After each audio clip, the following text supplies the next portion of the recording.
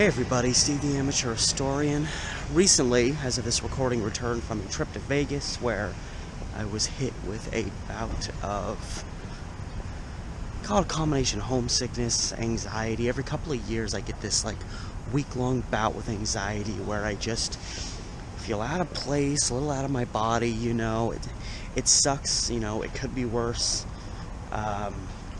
So I figure here I am trying to cleanse myself of all of that. I figure, what better place to calm yourself, what better place to center yourself, feel comfortable in who you are, than going for a nice little walk through Chinatown on a new historic murders of Portland.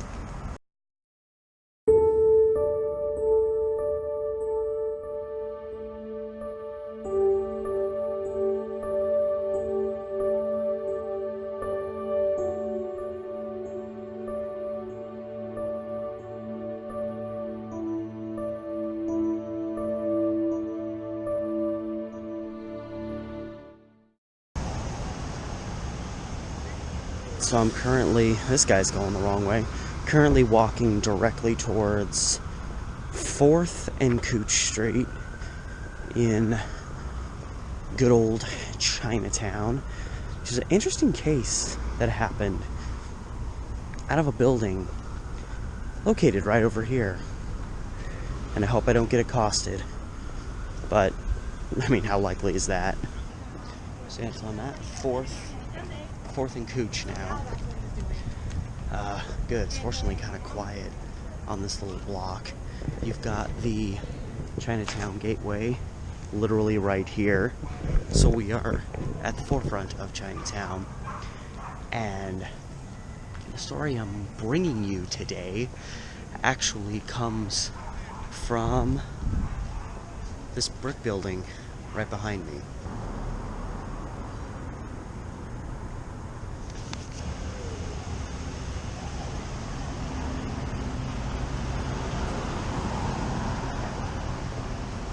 For the sake of this story, it's approximately 8 a.m., September 15th, 1919. And this brick building behind me was known, according to the newspapers, as the Regeneration Restaurant. I don't know. That sounds so contemporary, but it was exactly 100 years ago that it was a restaurant, and it was called the same. I believe it was a restaurant. And there was a guy that worked there, a man of Greek descent named, I'm going to try to say it properly, Mike Apostolu. His last name is spelled Apostolu. Apostolu.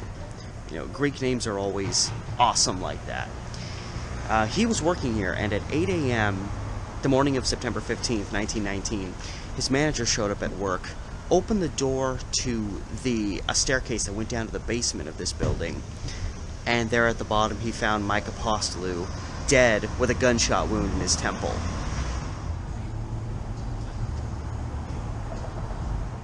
Now, upon examination, it was determined that Mike Apostolu had died from what was deemed probably pretty much a point-blank gunshot wound.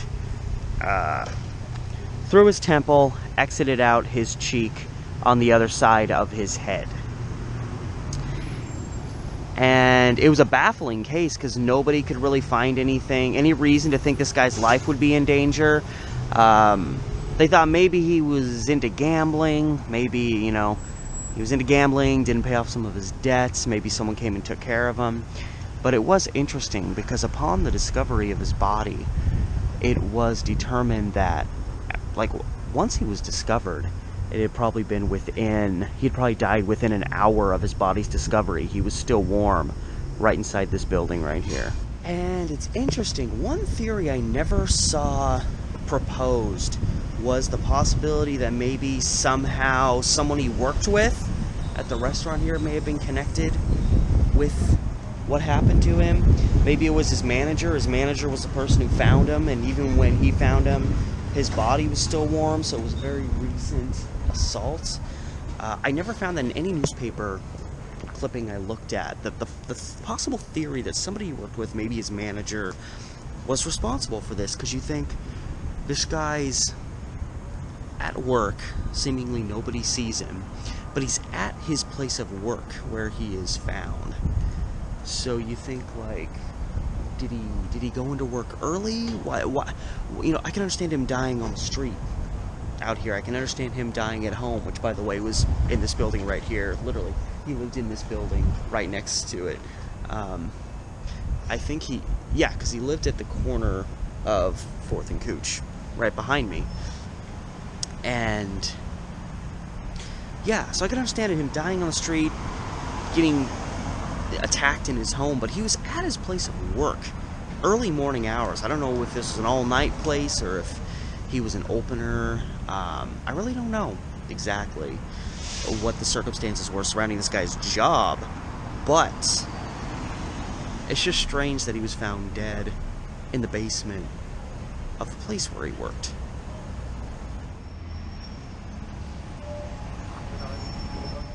So again, Mike Apostolu worked at the Regeneration Restaurant, was found in the Regeneration Restaurant, and he lived right here. So that's a convenient trip to work when you literally, you know, if you could break a wall down in the building where you live, you could walk right into your work from the comfort of your living room. I'm assuming this was probably, like most buildings in this area at the time, businesses on the floor level, living quarters upstairs. So I'm assuming Mike Apostolu lived in a unit up here on the 2nd floor of this building, but this was the address of where he lived at this time. Again, you know, it's logical to think, you know, maybe he would get attacked in his home, but not where he worked. But his living in this building actually tied in to the only theory the police ever really had about who may have been responsible for his crime. After his death, they began searching his living quarters in this building, and they discovered love letters. At least that's what it seemed, from a woman named Elsie Johnson. So, of course, these love letters trigger a new suspect for the police, because Elsie Johnson, if I forget the name Johnson, it's one of the most popular names around. So her husband, W.E. Johnson, comes under scrutiny because they think, okay, this is a married woman who has love letters she's written to a man who now turns up dead. Is this like a triangle? Is this a love triangle thing that went astray? Is probably what people are thinking. And to further bolster this idea that maybe W.E. Johnson was responsible, in addition to these love letters being found, and when they spoke to Elsie Johnson, she admitted openly that she'd been seeing Mike Apostolu behind her husband's back. More than anything else, she claimed that she wanted to straighten her husband out, like make him appreciate her more by saying, hey, if you don't appreciate me, I'm going to leave you. But in addition to these love letters that it seems like were more a farce than anything, who knows how much Elsie Johnson was really into Mike Apostolu. They also found a letter from W.E. Johnson to Mike Apostolu, obviously when he found out that she'd been palling around with him. And in essence, the letters said for Mike Apostolu to leave his wife alone, and if he didn't, he would, quote, shoot him on sight. And then, you know, seemingly not too long after these letters, or this letter in particular, makes it to Mike Apostolu, he seems to wake up one morning in his home, go to the building next door, and lo and behold, he's shot on sight there.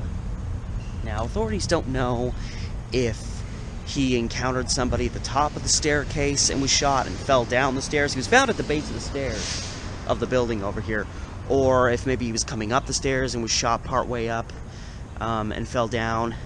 It seems like he was shot through the temple, so he was shot in the side, so you get the idea that maybe he was reacting to someone and turning, and then got shot as he was turning to get shot in the side of the head. Obviously, if you're on a staircase, people aren't going to be coming at you from every direction. They're either going to be coming from in front or behind you, so for him to get shot in the side of the head means he was in the process of turning to some degree.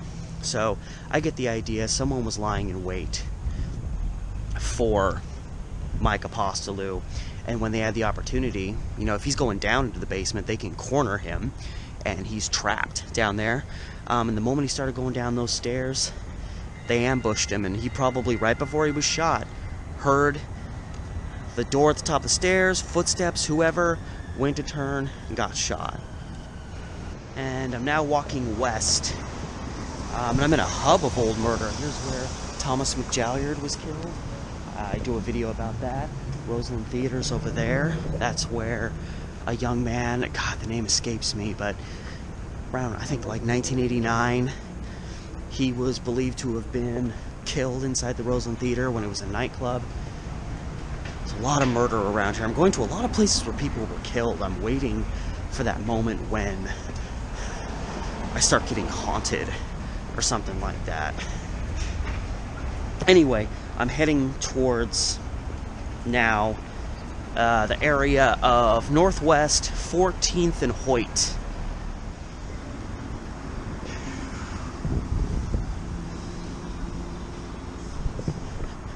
This here is 13th Avenue warehousing district I'm kind of in. A lot of old warehouse buildings here. By the way, I was looking for Northwest 11th and Hoyt. I got all the way to 14th and looked down to Hoyt before I realized the spot I wanted to get to wasn't there. But one of the main reasons it's a big warehouse district is the railroad used to come through here, so it was really easy to bring in supplies and send stock out from these warehouses. So that's why they were so prominent there. The reason I bring up the railroad is because the place where W.E. Johnson was apprehended was at the old North Bank Depot, which is located right ahead here on 11th and Hoyt. And this was a station, you know, in relation to the railroad lines. Like, you can even see old railroad lines coming through here. So yeah, a lot of lines that aren't here anymore. Alright, and here is the North Bank Depot station. So there's two buildings. There's one just the east side of 11th and one just the west side of 11th here at 11th and Hoyt. And this is the location where W.E. Johnson again was apprehended because the police wanted to talk to him about this guy that had turned up dead in the basement where he worked. And Johnson outright denied any involvement. He said that he was in Salem. His work actually took him back and forth between Portland and Salem, and I want to say he actually stayed in Salem more often than Portland.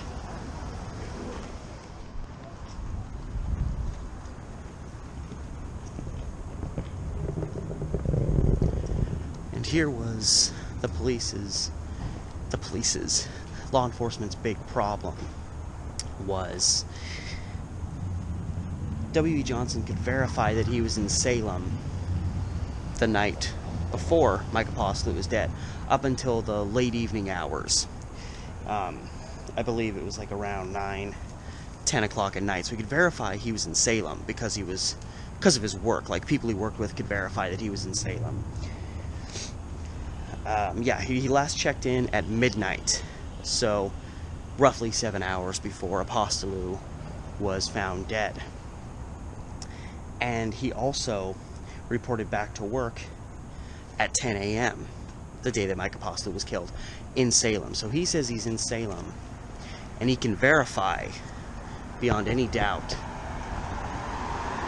that the night before, within 7 hours, he was in Salem, as he said, and 3 hours after, he could again verify he was in Salem.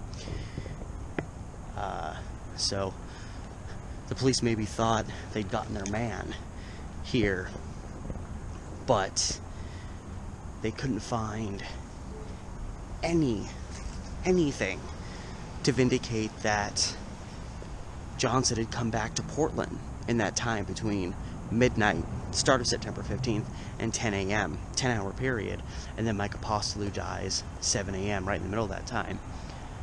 Couldn't find any verification that he came back from Portland. Now, he could have. Salem's only about 40 miles south, Salem's only about 40 miles south of Portland, so it's not impossible, you know. And of course, he could have been creating an alibi. He would know that he'd be checking out of work at the end of the day. He could have caught a train or a bus.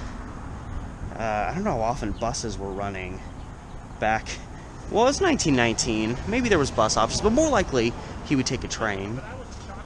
It's not totally improbable that he could have gotten aboard a late-night train, come back to Portland, done what he did. I mean, he obviously knew where Mike Apostolu lived, and he worked right next to where he lived, so it would have been easy for Johnson to find.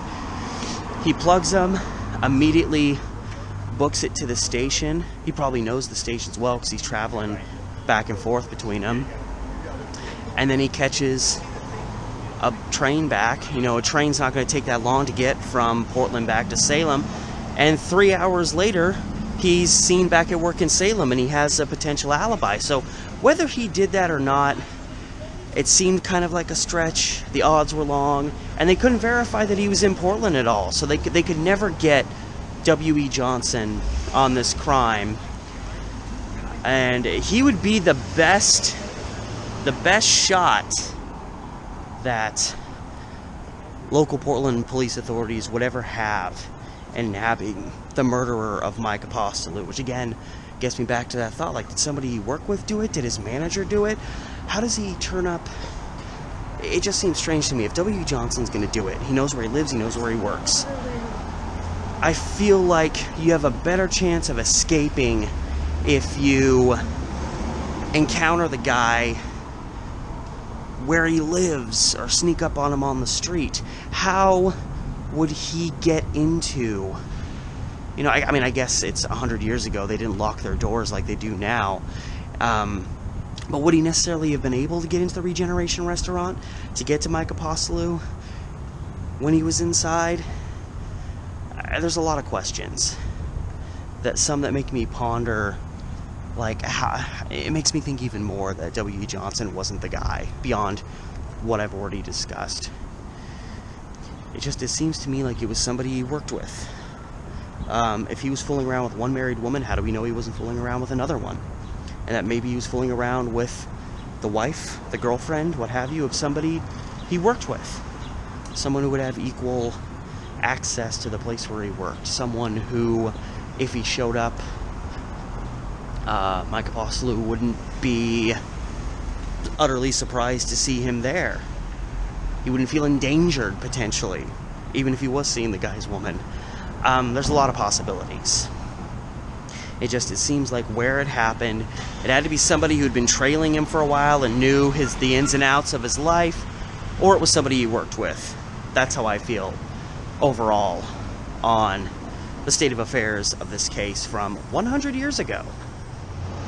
And with all that said, from the Pearl, which is where I've ultimately ended up,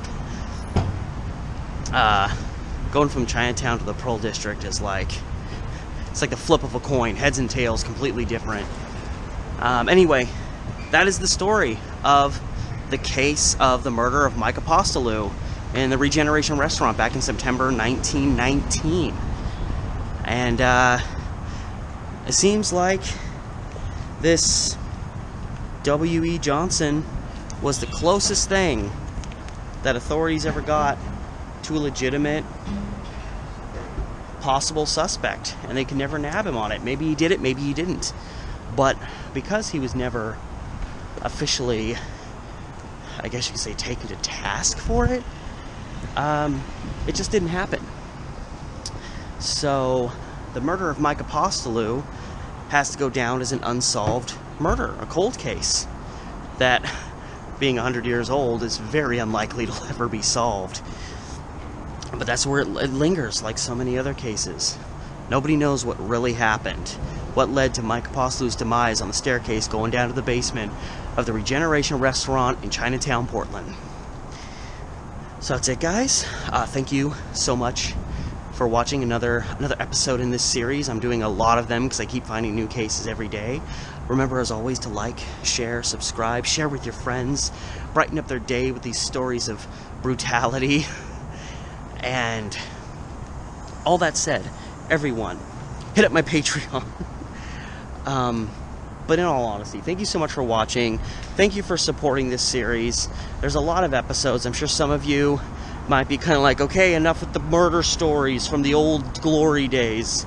But as long as they're there to be done, I'm going to keep doing them. And there's other stuff I'm doing. Obviously, it's getting peppered in. But again, thank you so much for supporting this series. I'm putting a lot of time into it. It's a lot of research. It's a lot of traveling around, even though it's mostly downtown and just across the river on the east side. Thank you so much for supporting this series as it goes on. Until next time, guys, this has been Steve the Amateur Historian with another episode of Historic Murders of Portland.